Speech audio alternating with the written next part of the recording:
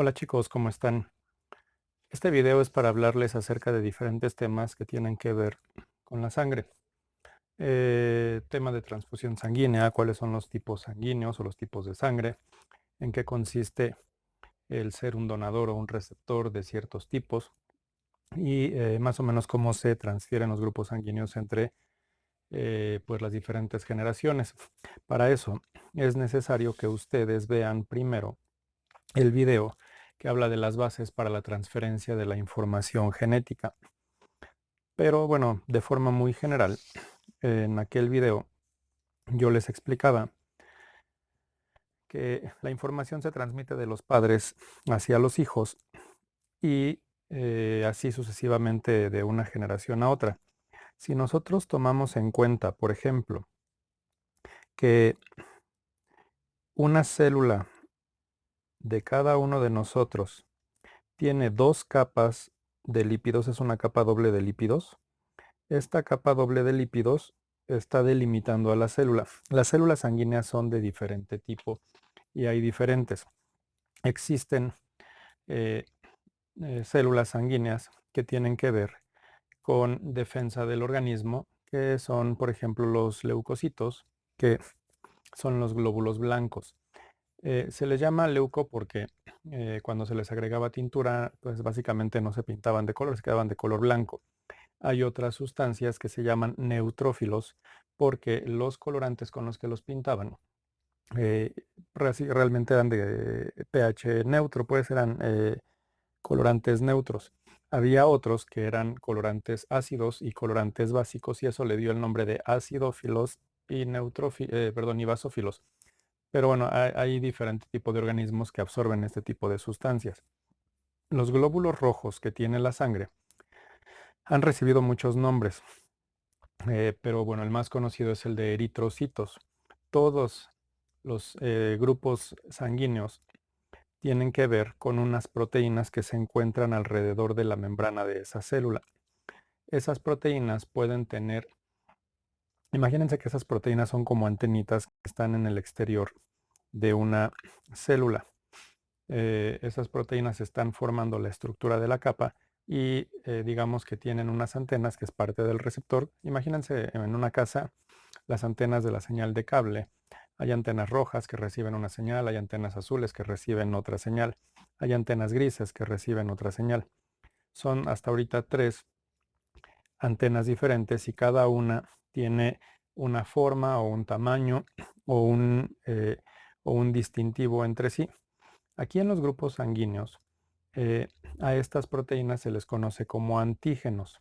Anti, que es contrario o es opuesto, y de genos que tiene que ver con un origen. Entonces, básicamente lo que hace un antígeno es encontrar a una sustancia que no sea parte del cuerpo, identificarla y pegarse a ella. Es como una especie de imán que está atrayendo, bueno, no es un imán, pero es como una especie de sustancia que está atrayendo algo en lo que va este, a embonar adecuadamente. ¿Y a qué me refiero con esto?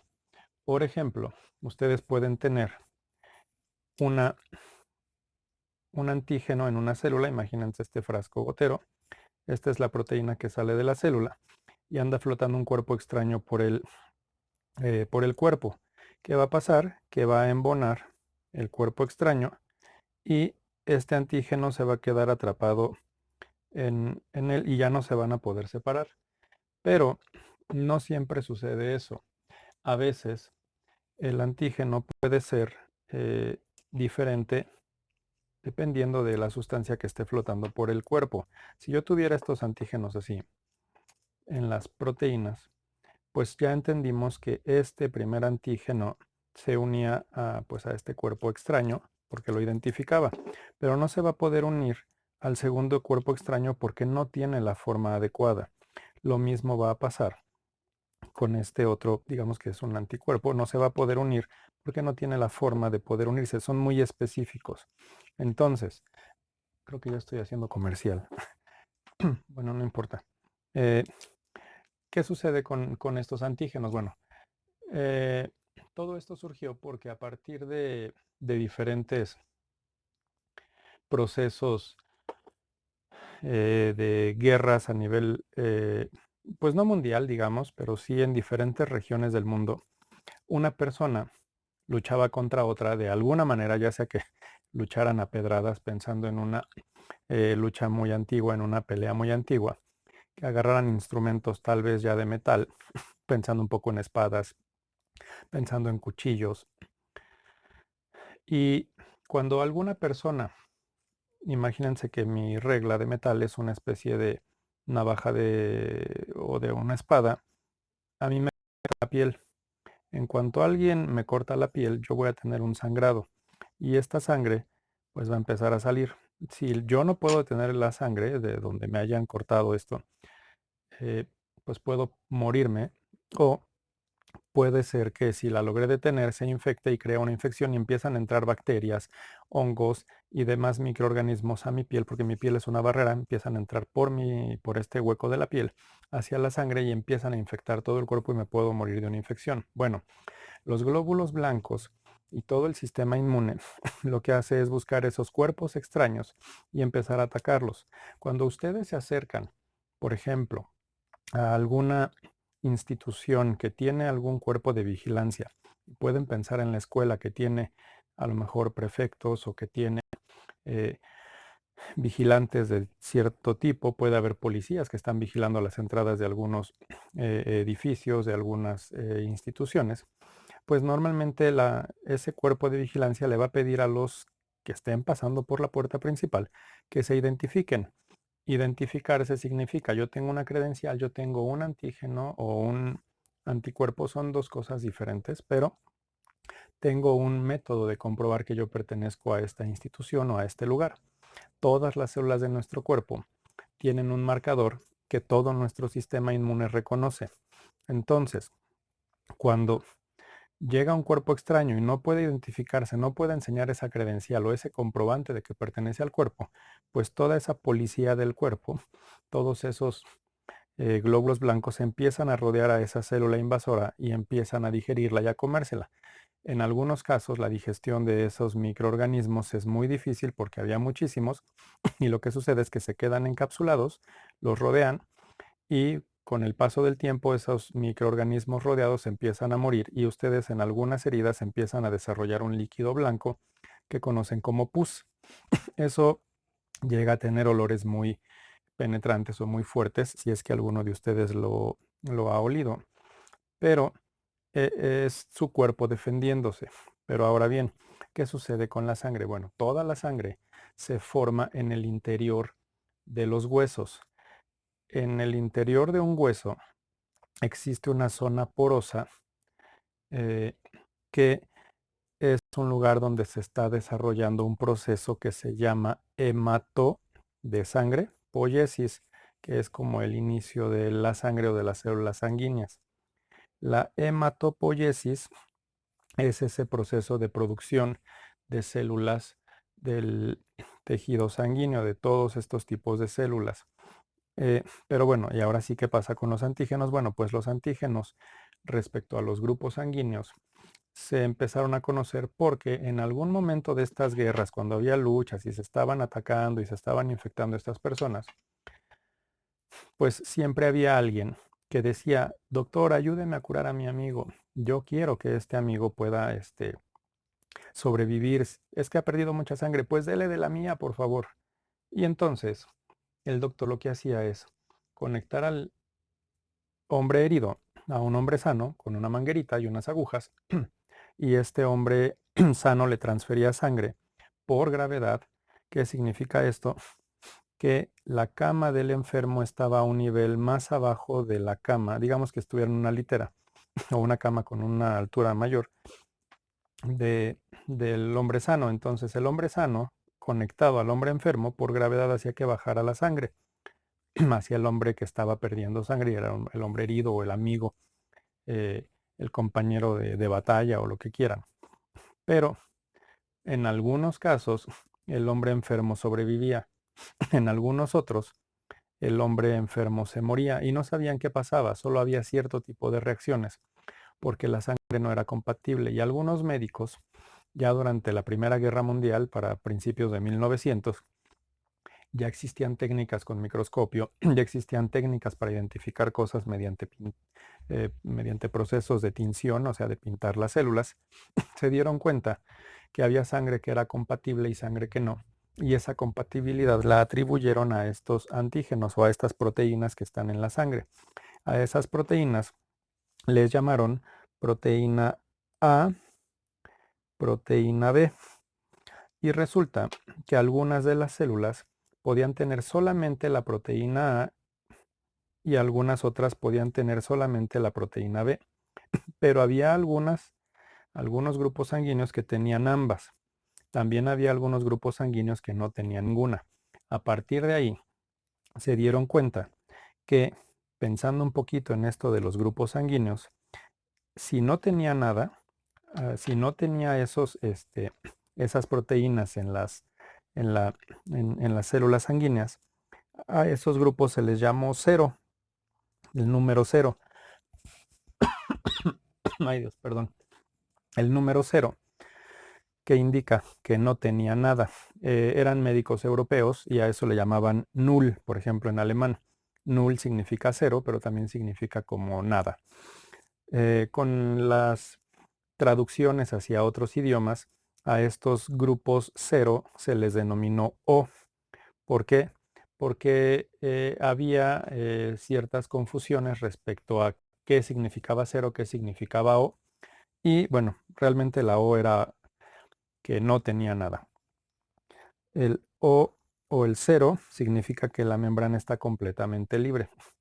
Ahora bien, ¿por qué les decía yo que era importante que identificaran o que vieran el video de la transferencia de la información genética? Porque ustedes como hijos tienen la información genética de sus dos padres. Ya solamente voy a dibujar un solo círculo representando a la célula. El padre y la madre juntaron su información genética para que llegaran ustedes, pero su padre también tuvo un papá y también tuvo una mamá. Su mamá tuvo también un papá y tuvo una mamá que le transfirieron la información genética. Entonces, hasta aquí en este momento, digamos que su papá y su mamá tienen la información genética de sus abuelos y sus abuelos así hacia arriba, de sus bisabuelos. Esto los llevó a ustedes.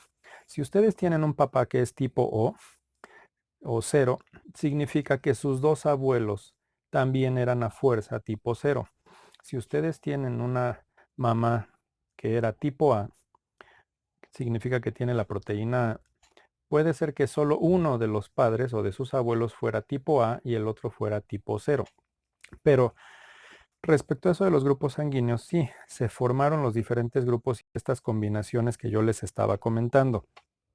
Una de las combinaciones es, no tengo absolutamente nada. Soy libre de estos antígenos de la membrana plasmática de mis eritrocitos.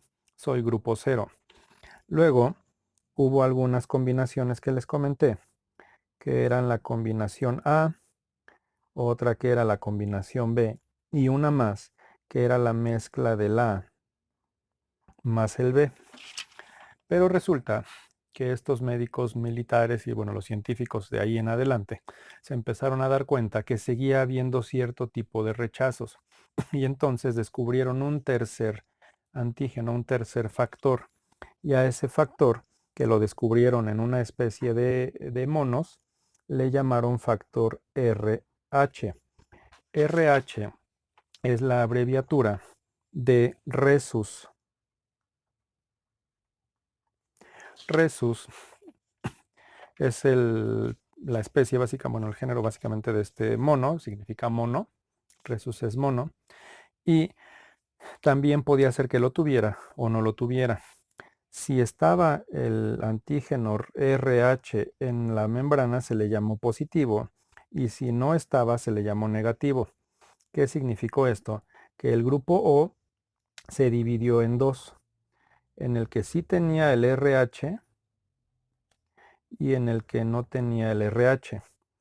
O RH positivo o la otra variante que era ORH negativo.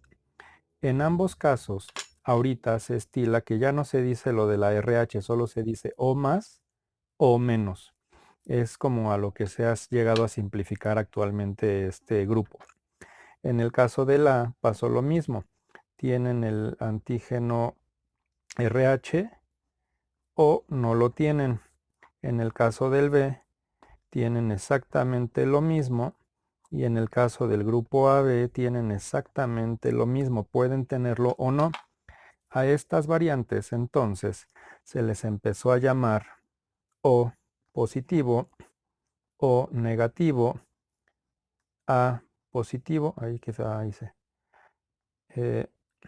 A negativo, B positivo, B negativo, AB positivo y AB negativo. Estos son los 8 grupos sanguíneos que se manejan actualmente. Hay otras clasificaciones, pero bueno, de esas no nos vamos a ocupar ahorita. La que nos interesa es que tengan la clasificación con O, con grupos A, con grupos B y el grupo AB, tanto positivos como negativos cada uno. Estos son los 8 grupos sanguíneos actuales. Pero, ¿cómo se heredan? Pues yo les estaba diciendo que tenían un papá que era tipo O y este papá tipo O positivo podría haber tenido, esto se va heredando, significa que uno de los dos abuelos pudo haber sido positivo y el otro no tener el factor RH, pero ese RH se heredó hacia su papá. Si su papá es positivo, ustedes van a ser también positivos. Hablábamos acá del lado derecho de una mamá que era grupo A y podría ser A negativo. Para que fuera A negativo, los dos abuelos tendrían que haber sido negativos.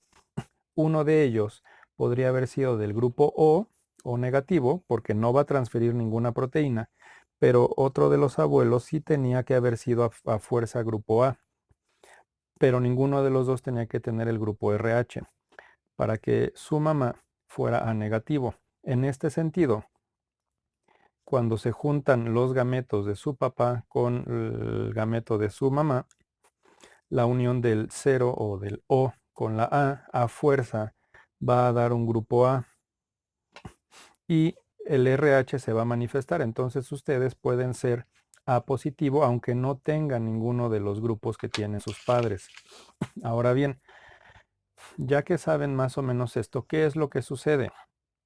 Si ustedes quieren darle sangre a su papá, ustedes tienen el antígeno A y esto va a provocar que si ustedes le transfieren sangre a su papá va a reconocer esta letra A o este antígeno A como algo ajeno al cuerpo y sus glóbulos blancos van a defenderse de esta sangre, aunque la sangre sea para ayudarle. Y podría provocar una reacción que si fue demasiada la sangre que entró, a lo mejor podría dañar a su papá y hacer que enferme más. En el caso de su mamá, también ustedes tendrían un problema. En este ejemplo, no podrían donarle a su mamá porque el grupo A sí puede darle al grupo A, pero el RH positivo no le puede dar al negativo porque el positivo lo van a detectar los anticuerpos de su madre como cuerpos extraños. Y entonces, ¿qué es lo que sucede? Que a partir de aquí se hacen una serie de tablas diferentes respecto a quién puede dar y quién puede recibir. Si estoy diciéndoles que los antígenos están formados por la unión de lo que eran sus papás, ustedes en este caso, que son un grupo A, pues podrían recibir sangre de su mamá porque es grupo A y es negativa. Su cuerpo no tiene el factor RH, pero el cuerpo de su mamá, pero ustedes sí lo tienen y van a detectar la presencia, no va a detectar ausencia, solo detecta que tenga algo encima. La sangre de su mamá sí puede ir a ustedes para ayudarles, pero no al revés como ya lo había comentado.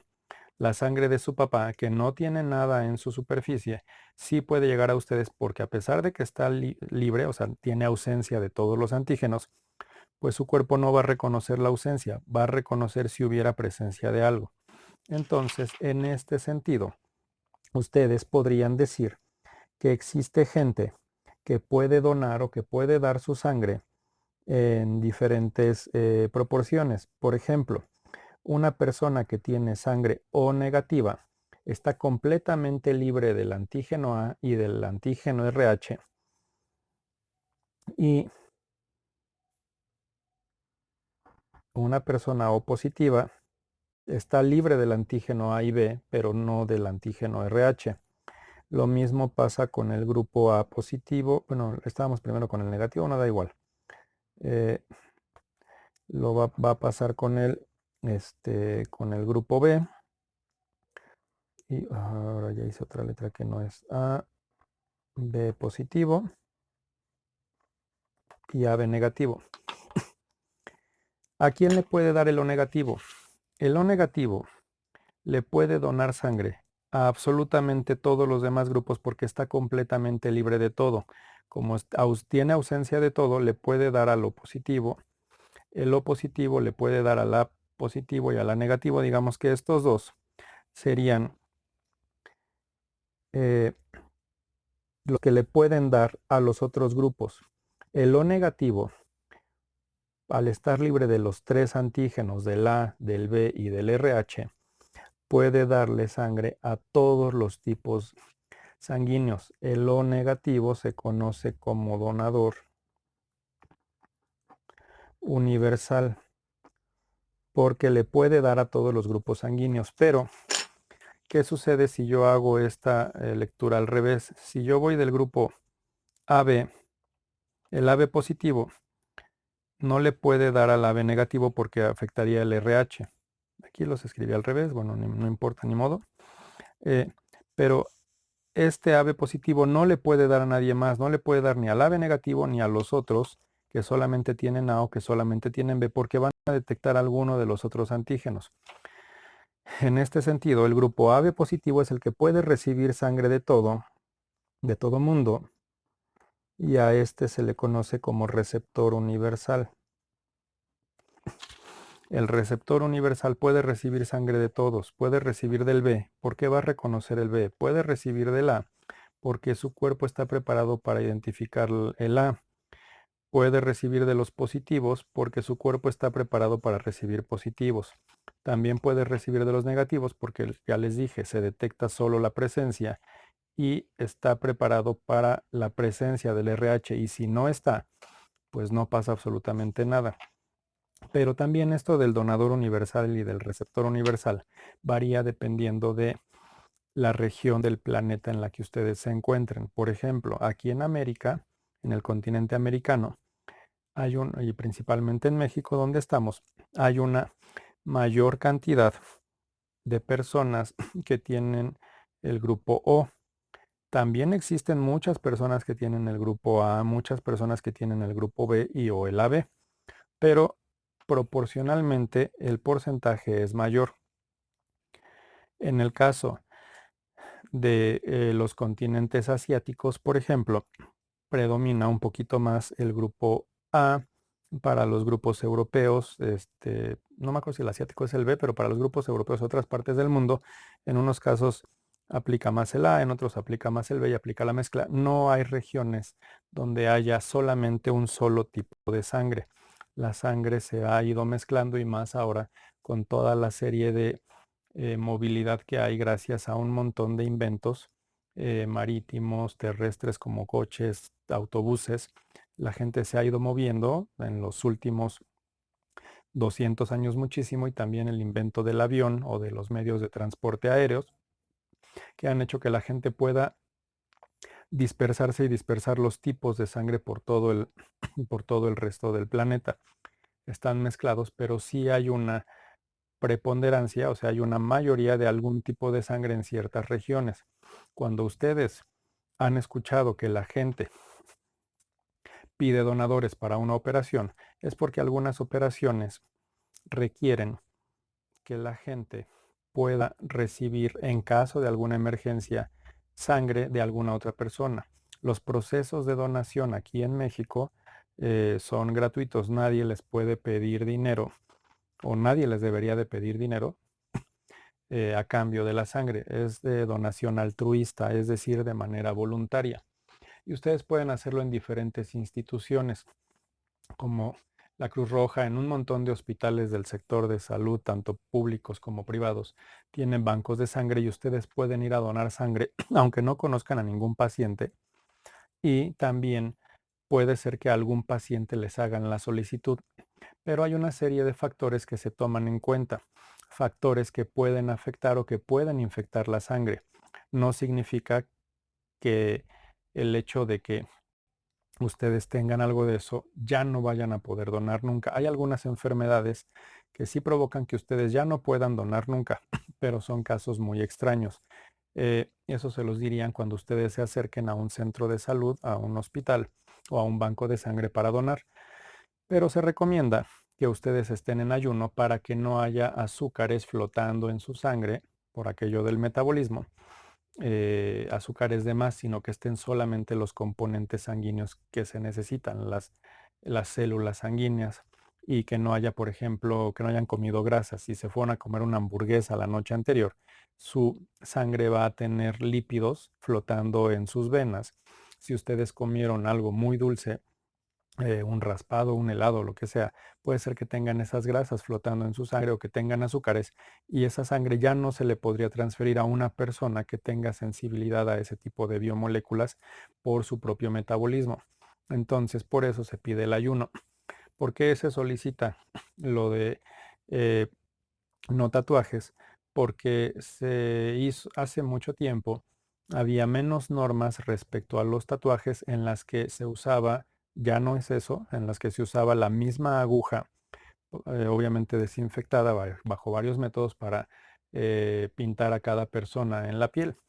Y si una persona estaba enferma de algo, podía en aquel entonces, hace muchos años, pasarle esta enfermedad a un segundo cliente del estudio de tatuajes. ¿Qué es lo que sucede en el caso de los piercings?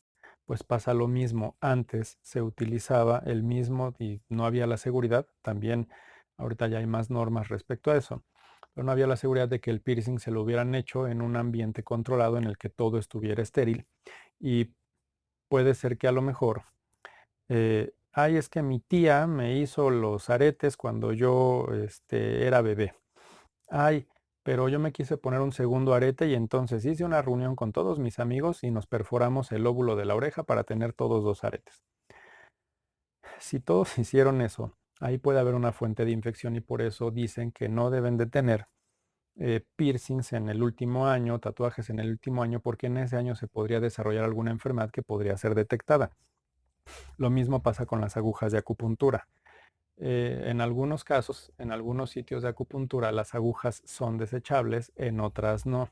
También les dicen que no hayan sido sometidos a alguna cirugía dental o alguna cirugía de otro tipo, operación que requiera que los hayan operado en un quirófano, porque puede ser que hayan tenido algún problema que se puede desarrollar en ese último año y puede ser detectado. Pero siempre, o sea, no tienen que tener miedo de eso. Siempre llegan ustedes en ayunas, el proceso es muy rápido.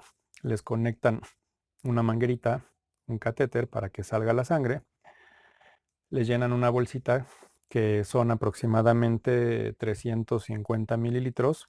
Eso es como el tamaño de un refresco mediano de botella de vidrio, un Boeing si lo quieren ver así. Ese va a ser el volumen de sangre que le saquen. Pero también tienen que tener ciertos requisitos de estatura y de peso. Una persona de menos de unos 50 metros de alto y de menos de 50 kilos de peso o de masa, le decimos peso, pero ya saben que eso es masa, es un asunto de física, de esos 50 kilogramos, tiene un volumen más pequeño de sangre en su cuerpo porque es un cuerpo chiquito. Una persona de más de 50 kilos, de 80, de 70 kilos, pues va a tener una mayor proporción de sangre en su cuerpo. Entonces, si la sangre de una persona de un peso promedio de entre 60 y 80 kilos son aproximadamente 3 a 4 litros de sangre y a ustedes le sacan 350 mililitros, les están sacando un 10% de su sangre. No les va a pasar mucho.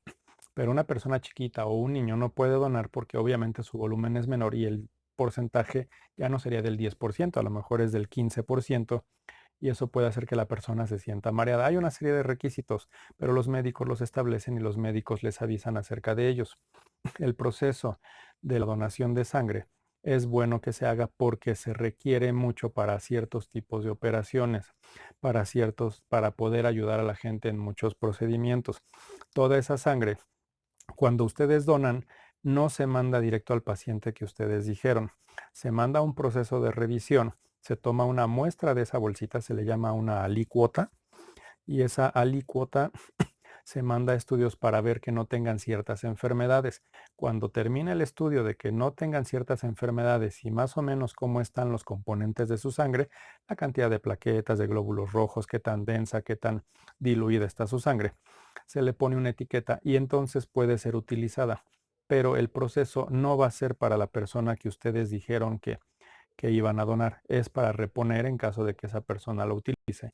Pero esa persona utiliza una sangre que ya fue analizada con a lo mejor meses de anticipación, que alguien donó hace varios meses o al menos hace varias semanas y que ya se considera una sangre segura. Entonces, eh, no tengan miedo de donar, es un proceso muy interesante, es un proceso bonito. Aparte les dan de desayunar, o sea, si tienen hambre y no han comido, pueden ir por su sándwich y su Boeing. O bueno, les van a dar algún alimento ligero, eso va a ir variando de hospital en hospital, pero, eh, pero háganlo, realmente es una experiencia buena, es una experiencia bonita y sería ideal que pudieran hacerlo ustedes cada año, hasta el momento en que les digan que ya fue suficiente, que ya donaron 50 veces o que ya donaron 30 y que ustedes se pueden sentir bien de dar sangre. Proceso eh, muy gratificante. Están haciendo algo por la sociedad y están haciendo algo por alguien que a pesar de que ustedes dijeron, sí, le voy a donar a mi tío o le voy a donar a mi pariente, pues realmente saben que ahorita ya lo saben, esa sangre no va a ser directamente para ese paciente. Hay un procedimiento y en ese sí se asegurarían que esa sangre es para su paciente. El proceso de donación de sangre en vivo no significa que ustedes van a entrar al quirófano para que los conecten de una manguera al enfermo, no. Pero están ustedes en el banco de sangre del hospital, les toman la muestra de sangre, sacan la bolsita, pero obviamente ya tiene los análisis previos, todos esos análisis se los hicieron a ustedes y es un proceso de varias semanas. eh, y ese proceso hace que los médicos aseguren que su sangre va a estar bien, les dan una serie de recomendaciones por varias semanas. Ustedes donan sangre en el banco de sangre, la analizan y así como salió de ustedes, llevan la sangre al paciente, al quirófano y lo conectan para que tenga la sangre con los requisitos que ustedes necesitan o que bueno que ese paciente necesita. Y entonces sí, es un proceso muy largo. En ese proceso pueden no tardarse media hora o una hora en pasar. Puede ser que se tarden 6 horas en pasar o 4 horas, depende de la operación. Si a mí me preguntan, yo empecé a donar en cuanto cumplí 18 años en un camión de la Cruz Roja. Me dieron mi diploma y me dieron unos pines que eran de recuerdito de que donaste sangre. Y a partir de ahí lo empecé a hacer de varios momentos. Muchas de las ocasiones yo no conocía a las personas, en otras sí. Y también este último proceso que les dije de la donación de sangre en vivo, también lo realicé para el papá de una de mis amigas. Le mando saludos a mi amiga. Su papá ya no está con nosotros, pero a mí me dio mucho gusto hacerlo durante todos esos años. Ya le ando pegando esto. Y, y también hacerlo para el papá de Mari. Entonces, eh, pues ustedes traten de hacerlo. Es un proceso bueno, es algo que los puede hacer sentir bien y es algo que puede ayudar mucho a la sociedad. La donación de sangre es importante. Es un proceso que vale mucho la pena. Con esto les dejo ya pues básicamente toda la explicación que era como necesaria respecto a cómo se toman en cuenta estos grupos sanguíneos, cómo se hacen estos tipos de sangre, que eran los receptores o estos antígenos, y cómo era el proceso de donación de sangre. Los veo en otro video. Si tienen alguna duda, saben que pueden colocarla en la parte de los comentarios y también dentro de los otros medios de comunicación que tenemos.